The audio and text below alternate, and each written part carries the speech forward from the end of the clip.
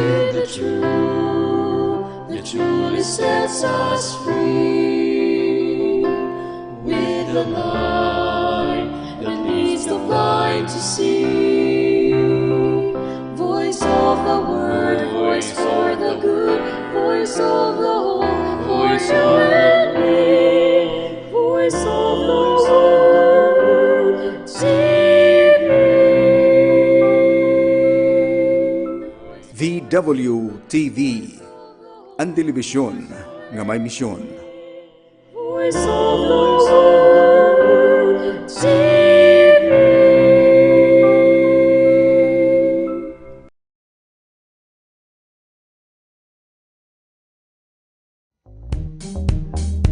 VW Conversations.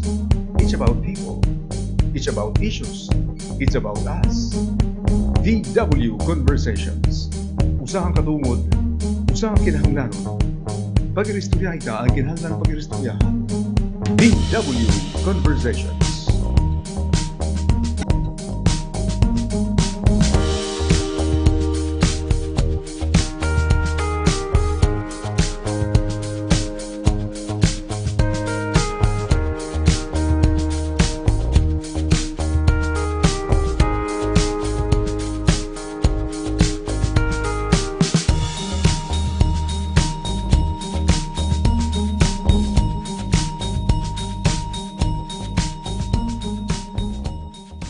Everyone, today is Thursday, petsa 19 kita hiton bulan hiton Mayo. Kumusta kamo mga kasangkayan?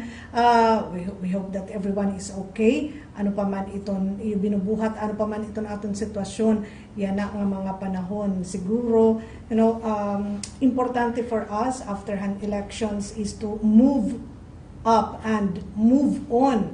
'Di ba? Itong kinabuhi nagpapadayon, maram kita napakadamo ini damo ang mga investments, parahan mga kandidato in terms of butlaw, trabaho, ang iba nga na may ada nila mga financial investments, may ada nila mga amot, but life goes on, kasi nagsisinaring pa man kita tikanghan una nga iton eleksyon may nagdadaog, may ada na paper day. So saring paman, you should always leave room for that. Bisang kagi kakasugi nga kandidato, dapat may ada hiton espasyo da hiton imo kasing-kasing nga hiton imo huna-huna hin pagkaperde, no? Importante ini diri sobra-sobra iton aton mga expectations, because sometimes iton aton mga expectations diri asya iton natutuman, diri asya iton nahinanabo. Anyway, kay human naman iton election, we have elected people nga aton mga katatapuran, and diniha aton na probinsya iton Eastern Samar, may ada kita mga daan, may ada naman kita mga bago nga mga mayors, board members. I think we have mga members naman hiton mga tagsa-tagsa nga mga sanggunian pang lungsod or sanggunian pambayan. So may ada kita mga bago, and we will try to get to know them, no? Kilala naton hira ano iton ira mga issue, no? Ano iton ira iginduduso, like after the campaign, now what, no? Mentras nga naghuhulat hira nga hiton June 30 pag-asyong ni rahiton office, let us try to get to know them. Siguro nga di relate on aton mga bago, kay yun may ada namang kita mga daan nga mga elected nga mga officials nga actually di dahan nakalabay nga tulo ka tuig, waray talaga natin naman hira maka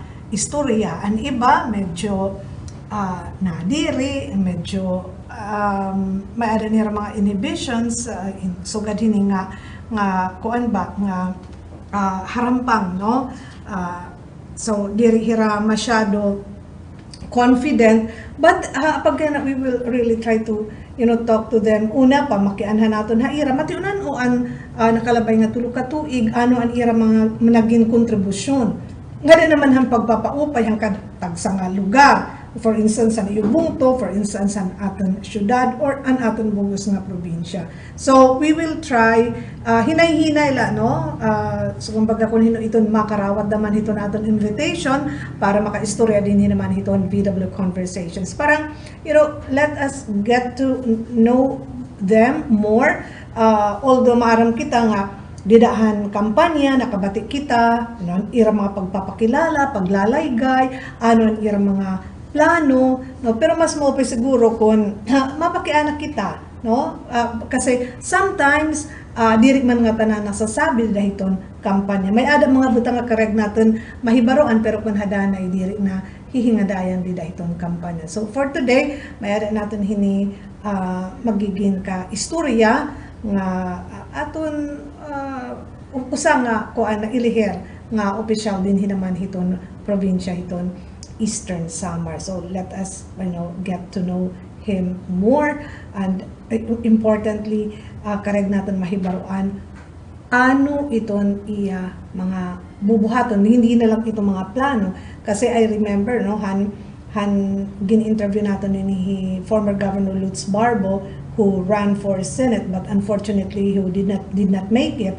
Sa rin pamaniya nga nagkakampanya pala pero may ada ko na andam, no? May ada na nga niya proposed bill nga isa sa lawad kung nagdaog hiya didahan primerong adlaw hiton sesyon hagilaw yung may ada niya isa sa lawad nga balaod nun. The same way siguro hiton aton mga opisyales nga nailihirya na siguro especially yung mga first timers, no? Siguro may ada na hininira ginhuna-hunaan ngan angay, no? Angay may ada na nira on the first day pala hiton ira trabaho officially as government officials, dapat may ada na nira dapat mabubuhat.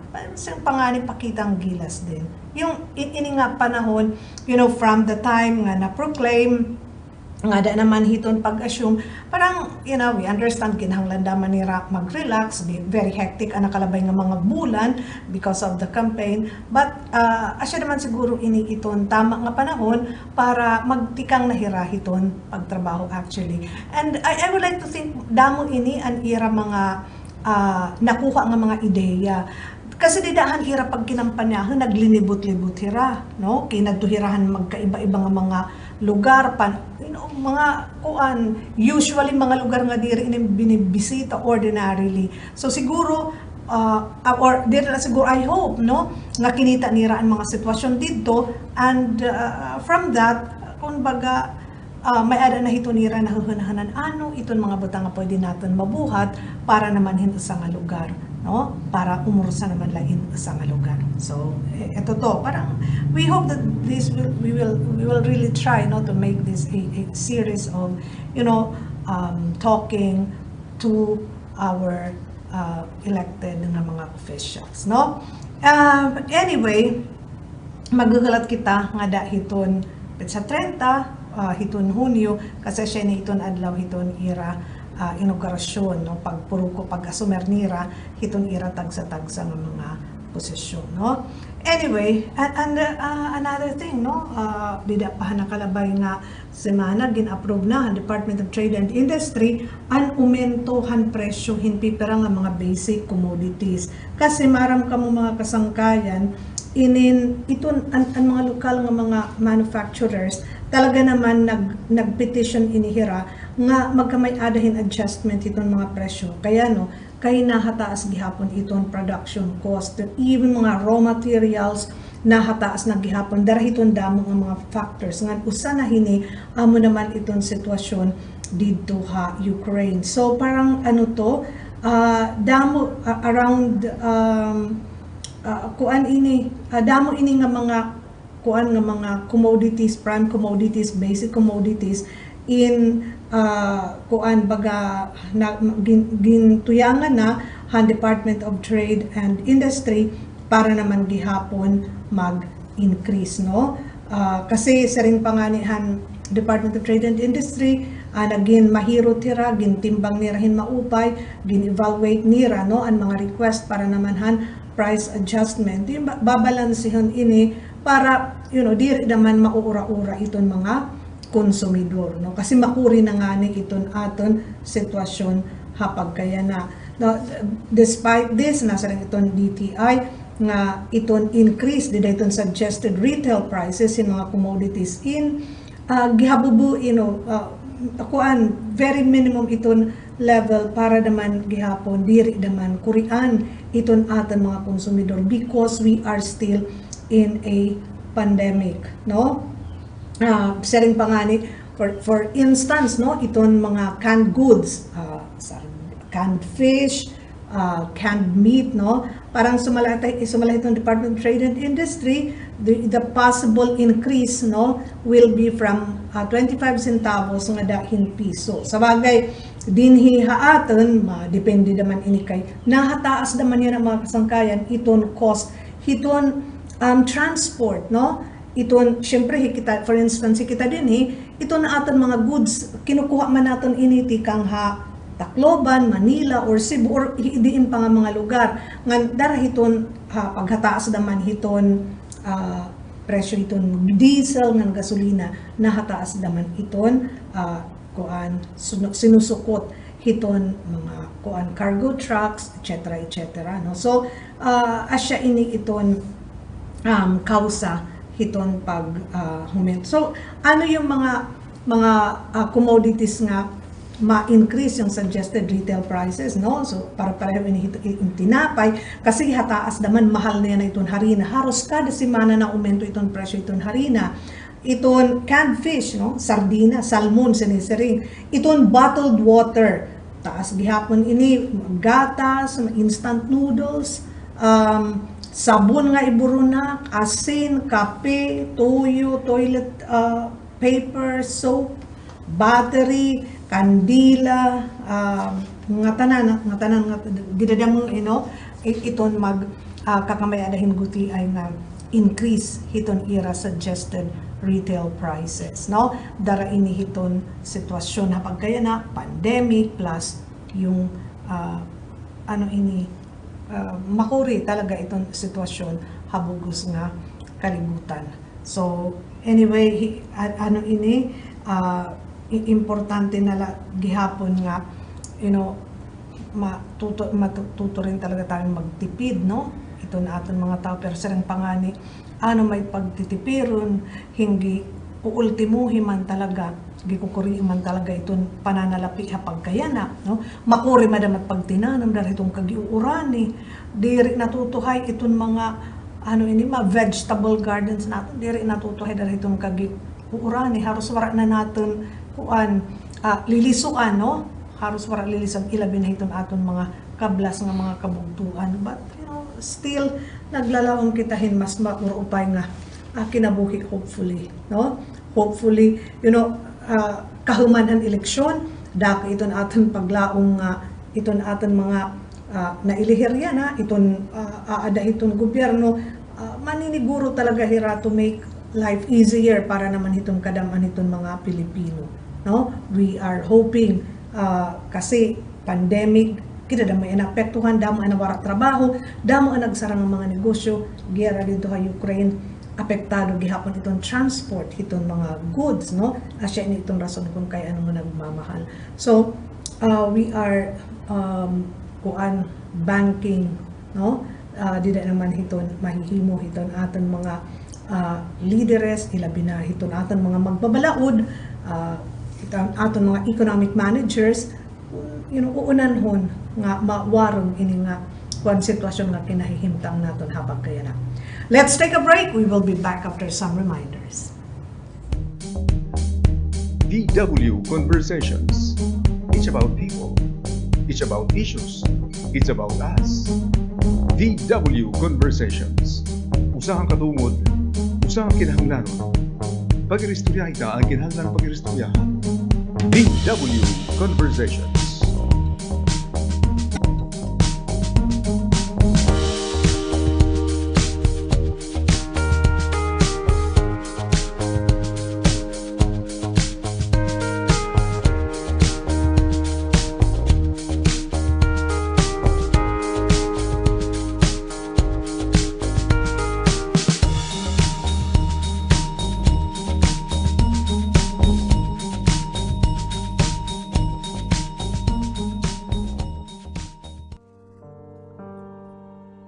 Adto anay, damo an isda ang mga salog ug kadagatan.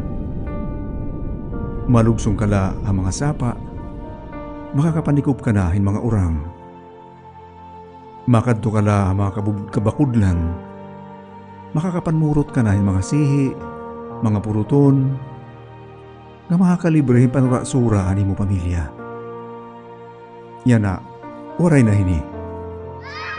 Waray na panhinabot hini ang mga kabataan niya na. Harayo na iton mga kaisdaan. Susut na. Talagsa nala iton mga puruton haaton mga kabakudlan. Kay ano nga nasugad hini? An pangisda nga naagamit hindi ng ita. O kundi man, an pangisda nga nagamit in mga hilo ug mga chemicals. Itong mga pesticides sa mga nga nalanay tikang mga uma ngadtuhan mga salog ug kadagatan. Asya ini ito nakakapuuhan kinabuhi ang mga sapa, ang mga salog ug kadagatan. May babalik pa ba ang kinabuhi ha katubigan? Bangin pwede ba? Kung kita mag-uurusa, hintog ataman, han aton kalibungan.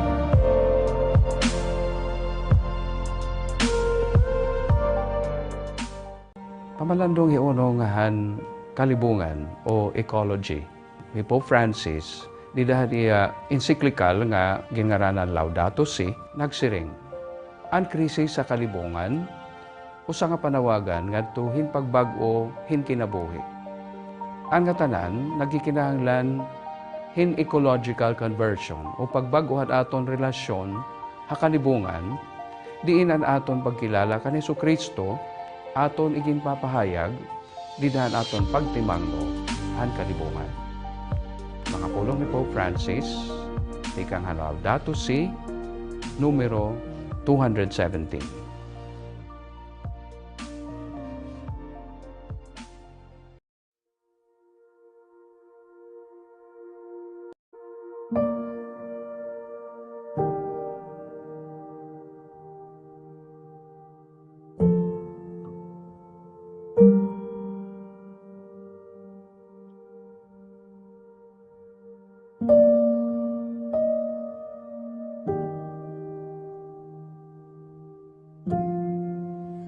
Proclaim Christ in season and out of season. I would like to express my profound gratitude to all the priests, the religious men and women, and their lay co-workers in the Diocese of Borongan for their creativity in proclaiming Christ in the midst of the constraints brought about by COVID-19. Unconventional approaches in proclaiming the gospel were explored and used.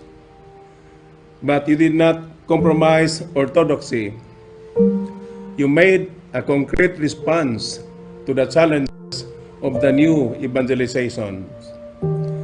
With creativity, passion, courage, and love, you continue proclaiming Christ.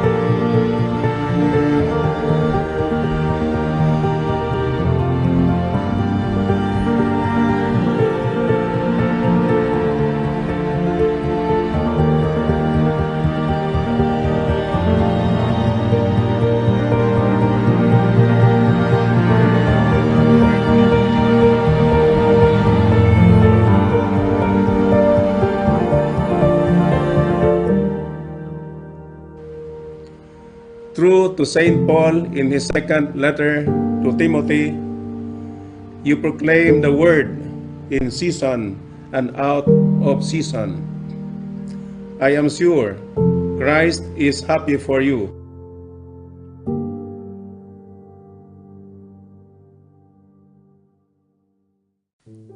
Kung problema mo hin kapaso it panahon, magtanom ka hindamo nga mga kahoy. Kung problema mo hin dagko nga mga baha, magtanom ka hindamo nga mga kahoy. Kung karuyag mo kumaon it mga prutas, magtanom ka it mga kahoy. Kung karuyag mo maaliw sa mga awit han mga katamsihan, magtanom ka it damo nga mga kahoy. Kung karuyag mo hin maupay nga kinabuhi, magtanom ka hindamo nga mga kahoy. Ibalik naton ang normal nga dalagan it panahon, pinagi naton pagtanom it mga kahoy. Ini po ani Obispo Bishop Crispin Vargas, the Bishop of the Diocese of Borongan.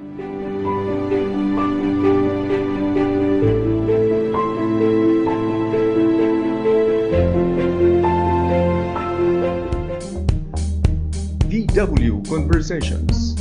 It's about people. It's about issues. It's about us. VW Conversations. Usahang katungod, usahang kinahanglanon. Pag-iristorya ita ang kinahanglan ng pag-iristoryahan. VW Conversations.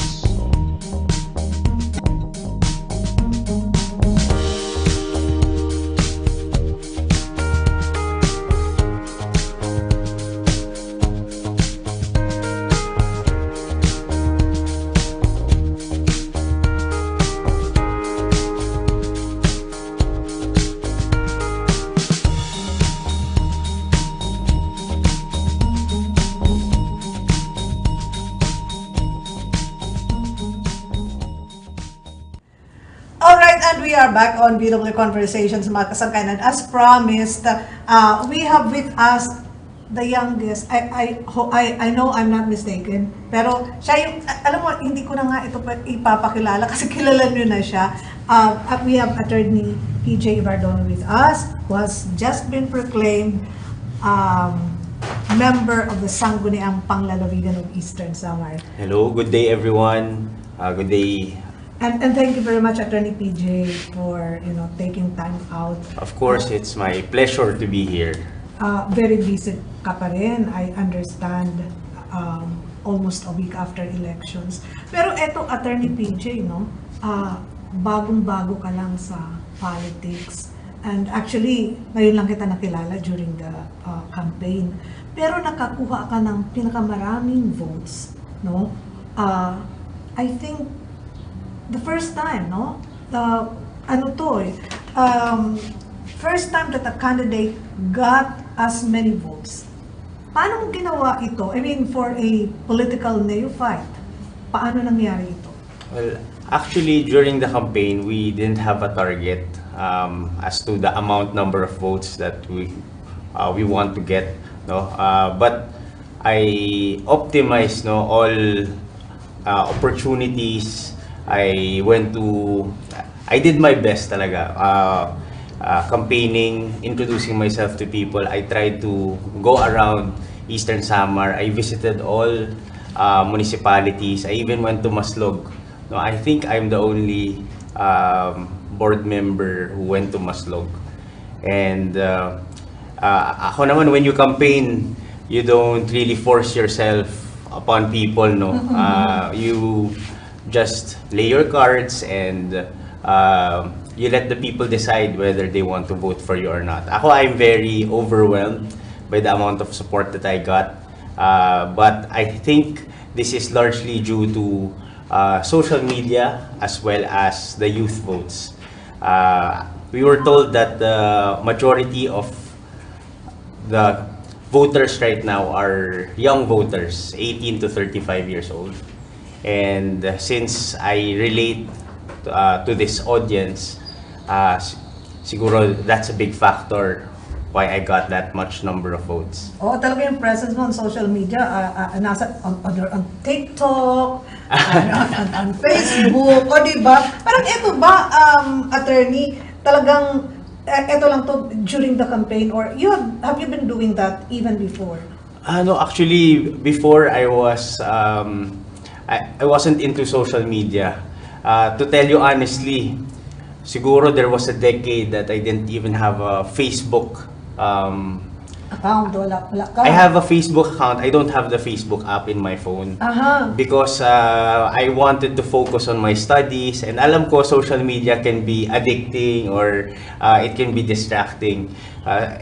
As a matter of fact, hindi nga ako nag-upload ng pictures. I rarely post pictures of myself. But going into politics, I know that this is social media is a very important. It's indispensable nowadays. And being a type of person who gives his best in everything that he commits to, no. So when I entered politics, sabihin ko, even if I'm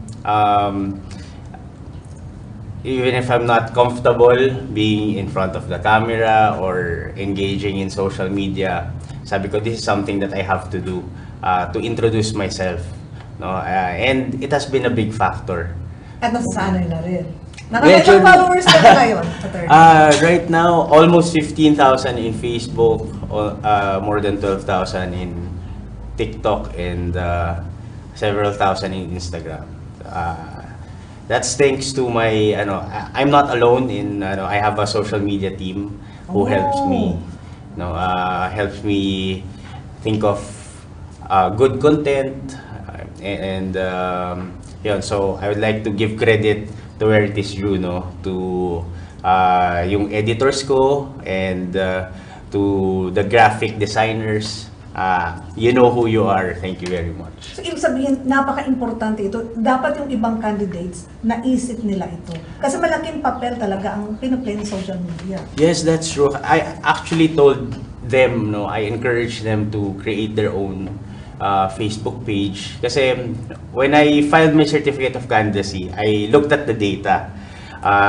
The primary data available then was 2019 elections. There was 195,000 registered voters. Ako kasi personally, I wanted to personally meet all the registered voters. And when I did the math, it's impossible pala. For me to personally meet all the registered voters, I need to meet at least 800 people a day from October until election day.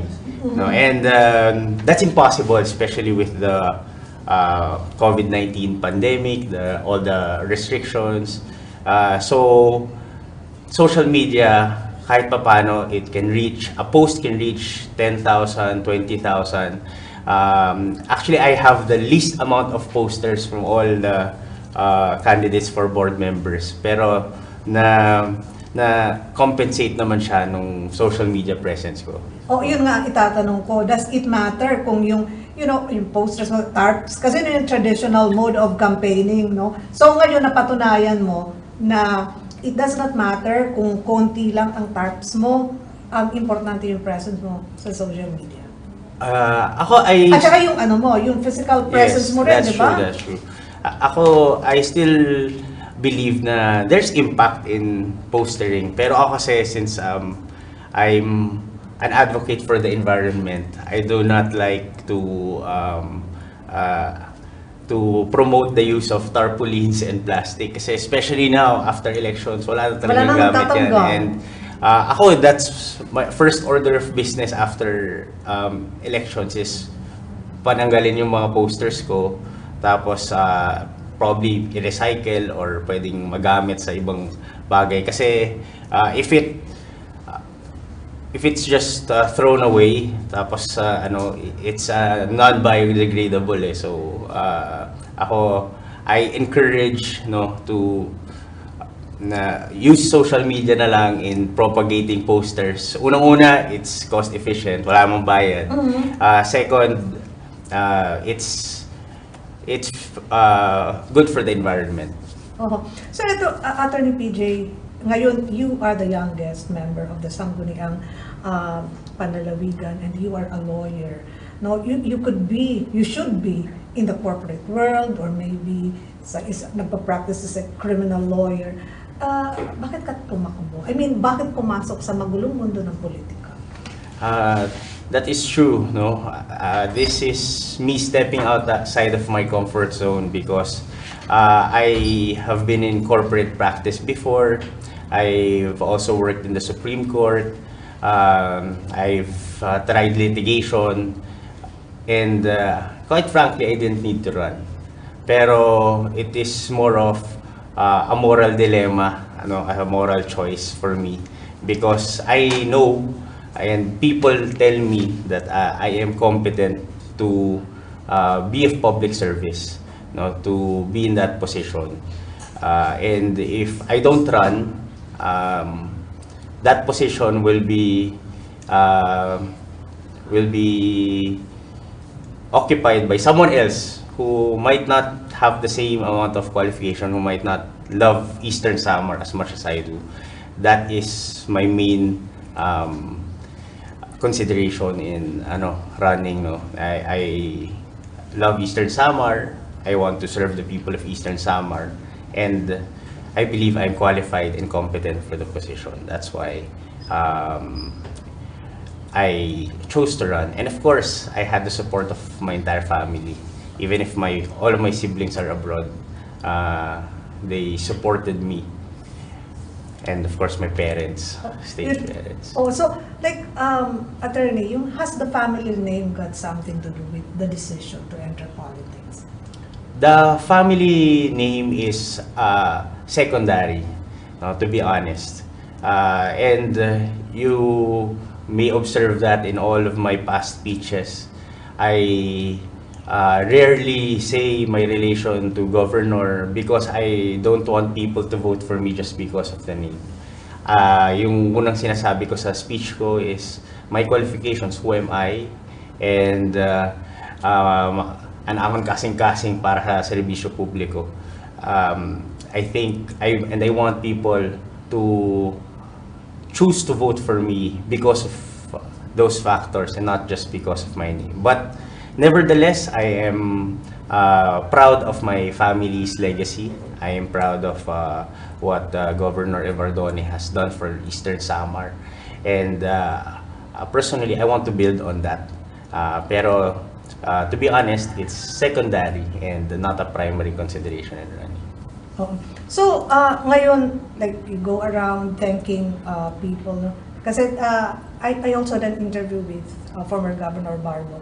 Sabi nga niya noon, pag ako, ang sabi niya, ang iniisip ko na ngayon, very looking forward to, filing the first bill pag ako ay na-elect. Maybe sabi nga niya, on the first day of, my being a senator, I will be filing. Eto na, ready na siya. How about you? Nasa point na ba tayo that may na-prepare ka ng proposed ordinance or a resolution na ipa-file mo on the day that you will? Actually, to be honest, yes. Pero I will not disclose all the details at the moment, no? Pero the first thing that me and my friends discussed, my lawyer friends discussed after I won, during the day of my proclamation. Sabi, ano it aton unang resolution? Ano it aton unang ordinance? No? And ako, I have several in mind already. This has got to do with, unang-una, tourism and environmental protection, because I personally, wala pa kaming election on committees, no? But I personally want to handle the committee on tourism. And also, programs on youth development, no? These are not necessarily ordinances, but being the youngest member of the elected member of the Sangguniang Panlalawigan, I want to push programs for youth development. Eto, Attorney PJ, nakaikot ka halos sa first district. Hindi ka rin stranger dun sa second district, no? Kasi pag upo mo dun, hindi ka nalang board member ng first district, Yes, di ba? So, when you went around nakita mo kung ano yung sitwasyon ng mga tao natin. What do you think? Para sa iyo, ano ba talaga yung kailangan ng mga tao ng Eastern Samar? Actually, damo po. Kinahanglan ng mga tao ng Eastern Samar.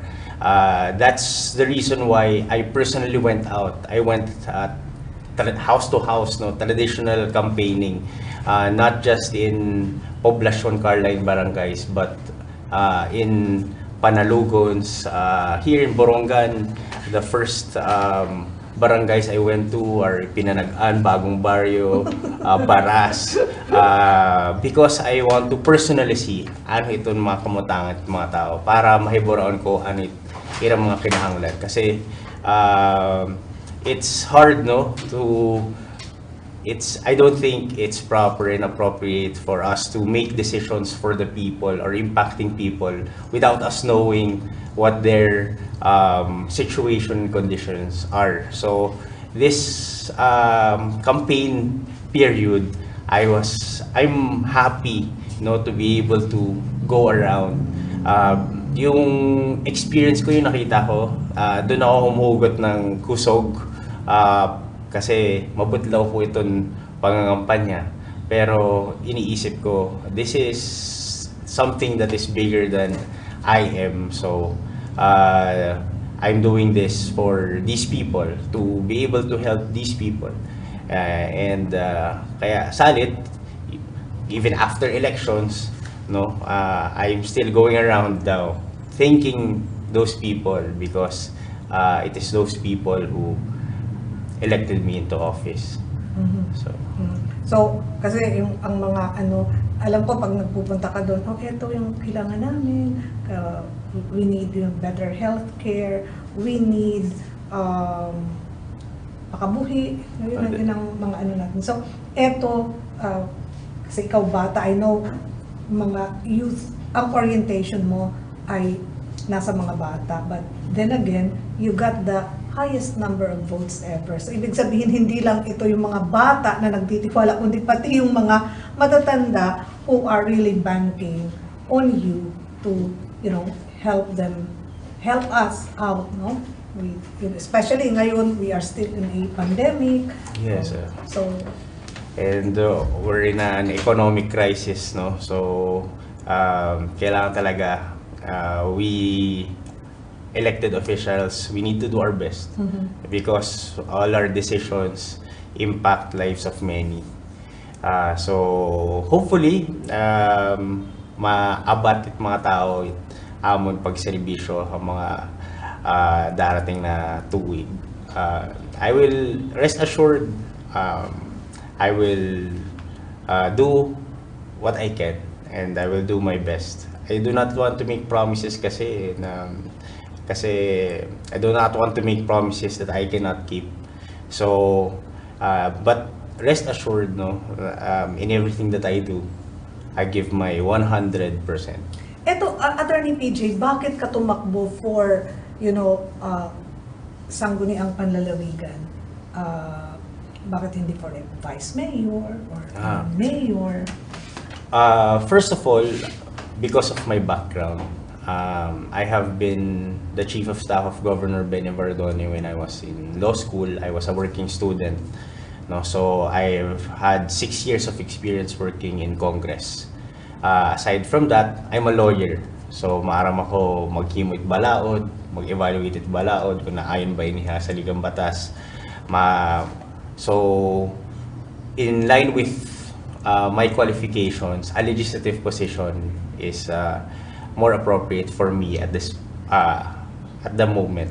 That is why I chose to run for board member instead of running for any other position.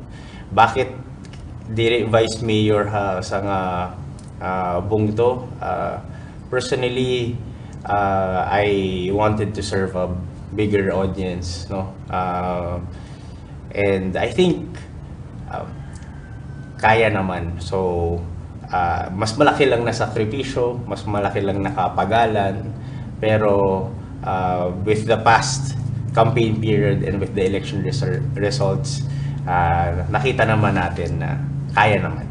While it is very early to say or to tell, are you looking to running for a higher position?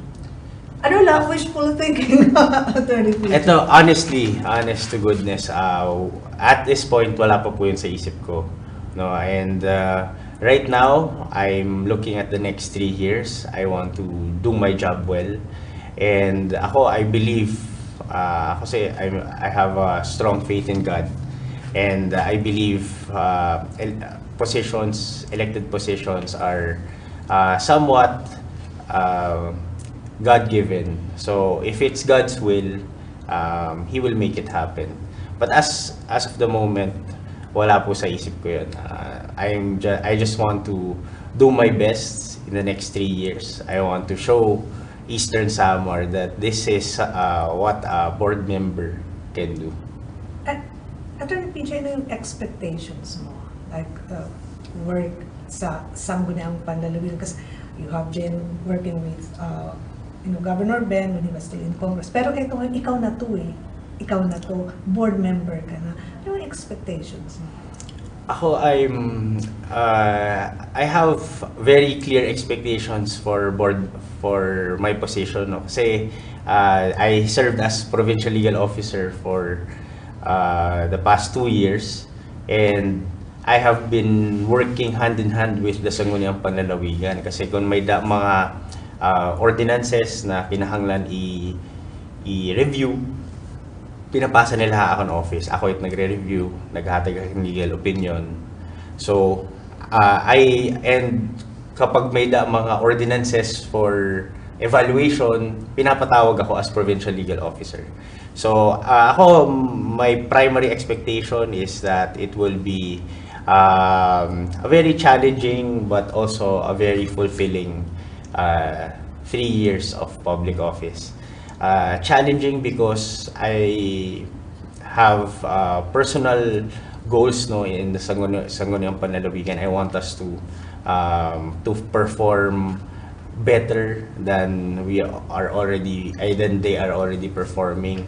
Maraming kamong ngatanan akon mga kaupod, no, especially akon partido mga re-electionist. So I personally want to push them, all of them, to give better performance. No, they've done well in the past, pero I believe we can still do better for the people of Eastern Samar. And the people of Eastern Samar deserve our best kasi we have a lot of work to do. No, we have What do you expect to do in sa 3 years na yan? Yung goals mo talaga na para sa'yo dapat magawa ito in 3 years time. Ako, in 3 years time, ako, this is something na, I cannot say categorically for myself kasi, the Sangguniang Panlalawigan is a collegial body. No, I cannot make the decision for the entire Sangguniang Panlalawigan. But I will do my best, no, when it comes to youth development, when it comes to economic policies, and when it comes to tourism, to enact ordinances that are necessary para mapauswag ini nga mga advokasya ko. And hindi tayo magpapahinga hangga't hindi natin na papatupad ini nga mga polisiya para haton probinsya. Dapat, Attorney PJ, dagdag mo pa rin ang sports because Yes. that is one thing that we are so lacking in, di ba? It's part of the youth development then, and it goes hand in hand with tourism.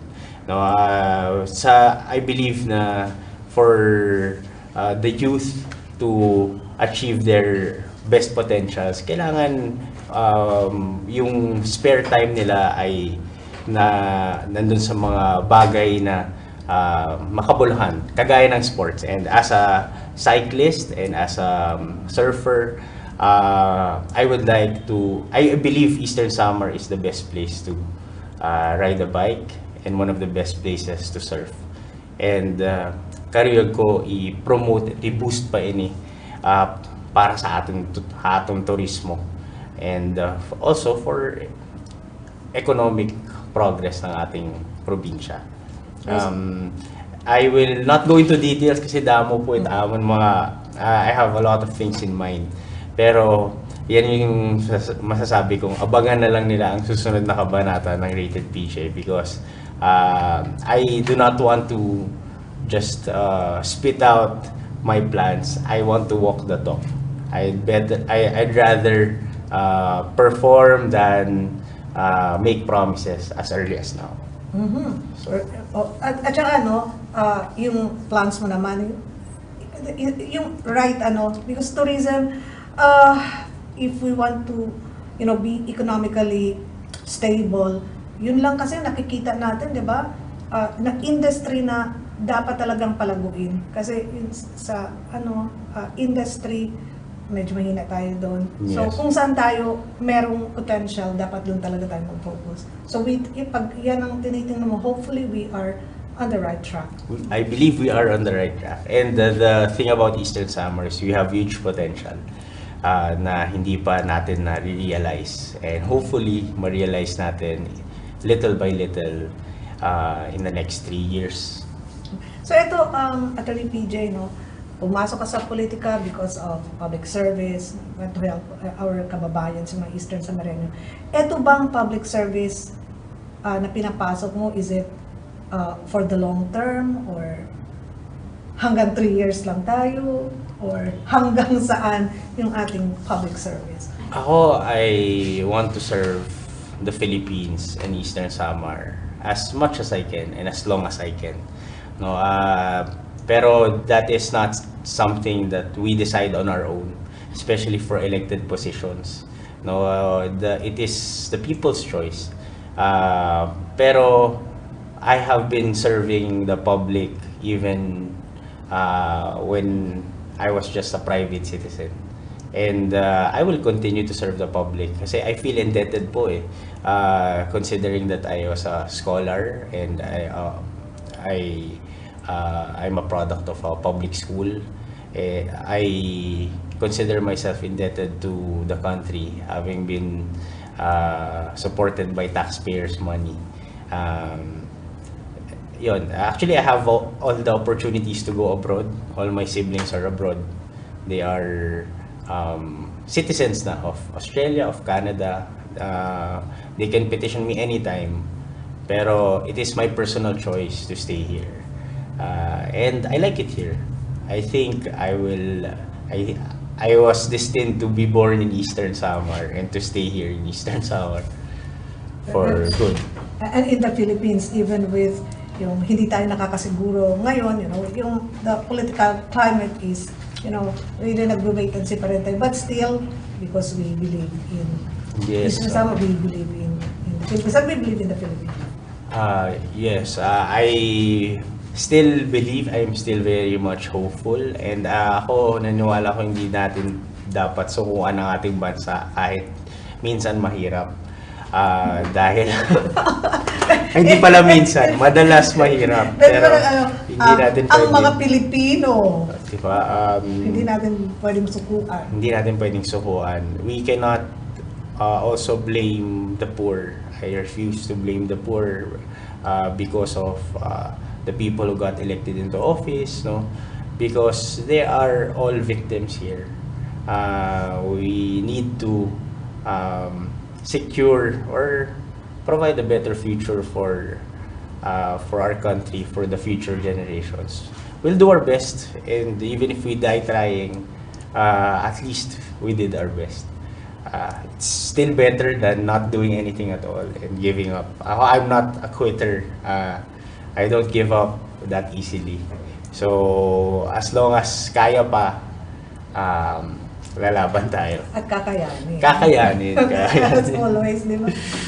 Attorney PJ, thank you very much for your time. Ito, we voted you, Eastern Samarinos voted you into office with the highest number of votes, 89,996 votes, the highest ever, for any elected official actually in Eastern Samar. So, ano ang masasabi mo? Hindi lang para sa mga taga First District, kundi para sa lahat ng mga taga Eastern Samar. Para tanan ng mga igkasigoestehanon, karay ko maghatag hindamo nga pasalamat kinakasing-kasing na pagpapasalamat sa iyo ay suporta. I will not be in this position without you, and I personally feel indebted towards you because I did not expect this overwhelming support. Napakalaking pasasalamat pero napakalaking responsibilidad. Dahil I feel indebted to you, I will do my best. Maaasahan niyo po ito na gagawin ni Attorney PJ kung ano ang makakaya niya para sa iyo, para atong probinsya. And we will keep track of what you are doing because of your social media presence. Yes. Hindi naman, sige-sige lang yan, Attorney. Sige lang ito. For the campaign, ha? Actually, I use my social media as a platform to promote our province. No, like in a lot of my in TikTok and in Instagram, most of my followers are not from Eastern Samar, and I use that to promote our province for tourism purposes, and I want Estehanons to be proud of our province, of our roots. No, and ako kasi I'm very proud na I'm from Eastern Samar, and I want every Estehanon to feel the same way. So mga kasangkayan, thank you very much, Attorney PJ. This will not be the last time. Salamat, oo, kasi Ma'am Eden. Sige-sigila ito na atong istorya because we will be making kumusta mo every now and then, especially dito na aton Sangguniang Panlalawigan. Thank you very much. Friends, amo ini ito naton board member-elect Attorney Philip Ibardone Jr. So maag sobrang niyo kitaan na dinhiya aton Eastern Samar. Of course, nakanimay ni Attorney PJ was working sa legal office, and congratulations and Thank good you luck, very much. Attorney PJ. Thank you. Good luck sa atin nga tanan, God bless sa atin nga tanan. Yes, good luck itong damang nga mga trabahoon. Yes. And with the rest of, the Sangguniang Panlalawigan members, we hope that mas damo pa nga mga mag-upay ng mga programa iton maabot nga din naman ito natin mga igkasi-estehano. Thank you very much, salamat. PJ. Thank you. Very much. And thank you very much sa iyong tanan, mga kasangkayan. Until next time on BW Conversations. DW Conversations. It's about people. It's about issues. It's about us. DW Conversations. Usahang katungod, usahang kinahanglanon. Pag-iristorya ita ang kinahanglan pag-iristorya. DW Conversations.